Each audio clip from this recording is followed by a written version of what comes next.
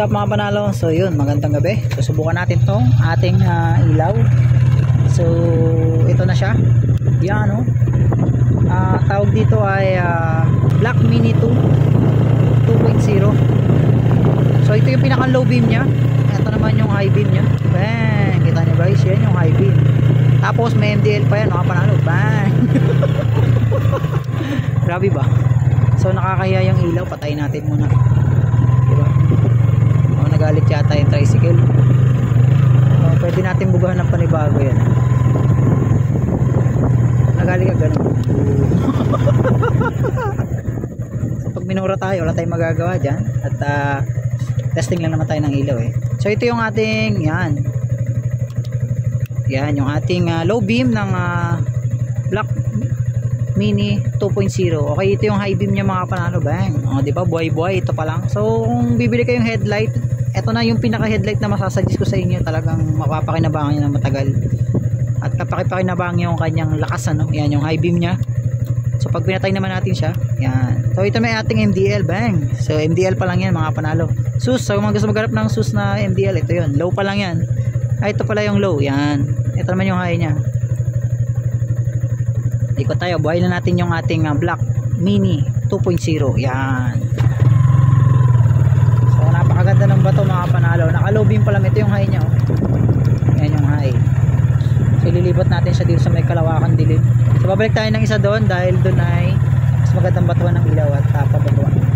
So marami nagagalit. Pansin ko agad kanina habang nag-drive ako kasi pinipitikan ako ng ilaw. So akala nila talagang sobrang sakit na ng ilaw natin. Ay talagang masakit. Kita nyo yung quality ng bato ng ilaw, napaka solid ano. Saka tama-tama yung alignment, hindi ko pa ina-align ano, hindi ko pa siya binabago. As in sinalbak pa lang natin yan. So sa mga gustong bumili nito, mag-PM na kayo kaagad at nang ma-order natin. Hindi birong makuha to agad-agad kasi ano siya, imported ano. So galing pa sa ibang bansa. So high beam, okay, yan yung high beam niya mga panalo. So sa mga magka-install nito, panalong-panalo kasi isipin nyo naman no, ito pa lang yung low nya. Buhay-buhay na kayo sa kalsada. Ito yung high nya. Tapos parang hinintay tayo ng tricycle. Galit yata sa atin. Tapos ito naman yung ano, MDL, low beam. Ano, grabe ba to? High beam, oh. Grabe, oh. Kita. Sasabay pa natin tong ating ano, solid na ilaw. Oh, yung kitang-kita mga panalo. Picture natin. Araw na, oh. So parang naka MT-09. Wide natin. Sa mga hanap ng final result, ito na. Hindi po yan na-edited. So yan. Yan. Sak na lahat. Grabe ba yung ilaw? Tapos patayin natin yung MDL. So ito na yung ating Black Mini 2.0. Yan. Low beam. Yan. Ito yung bato ng low beam. High beam. Okay. So panalo. So yun lang guys. Sa lahat ng mga nagtatanong ng review, ito na. Ito, sa lahat ng ilaw na kinabit namin sa motor ko, ito ang pinaka-satisfied ako. Sa totoo lang, kahit di na kayo mag-ano dito mag-MDL pag ito ang pinalit nyo. Problema, baka mapagalitan kayo ng mga kasalubong nyo. Medyo may kalakasan. So ito pa lang yan, low. Tapos babanatan nyo pa ng MDL. Bang! Ayan o, grabe o. Yan, maraming salamat sa mga sumusubaybay sa ating YouTube channel. Alright, ingat tayo palagi. At mag-message na kayo sa Facebook account natin kapag may mga katanungan kayo. Sa Facebook page natin, Wen Moto Garage. So uwi na tayo. Sa mga papagawa, hingi lang kayo sa amin ng pin location at saka ng Google Maps, tawag dito, link para makarating kayo sa shop. Nga, sa mag-order nito ha, alam nyo na, PM agad. Alright, bye bye. Pinatay ko at masakit sa mata. Pinakawad tayo ng sasakyan.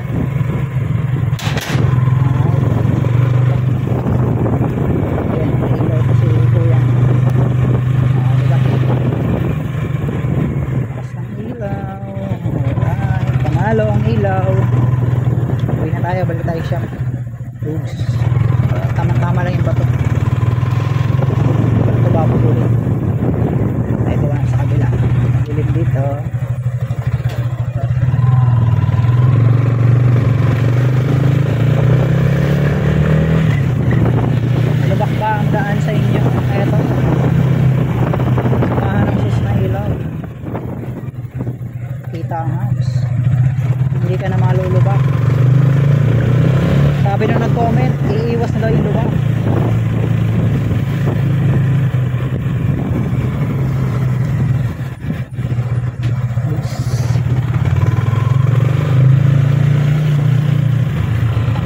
lang, malakas din ilaw, makina na lang ano.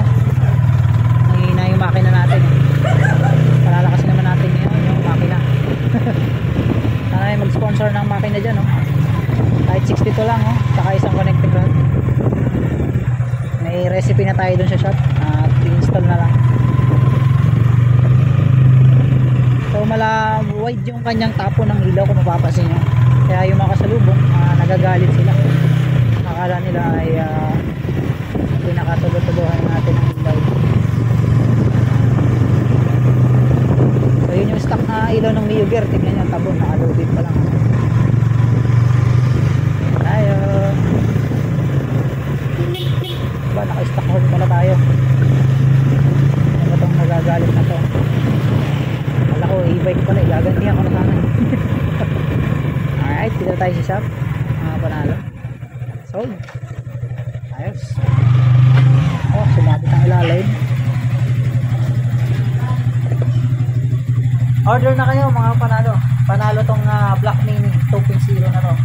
Yun lang, peace.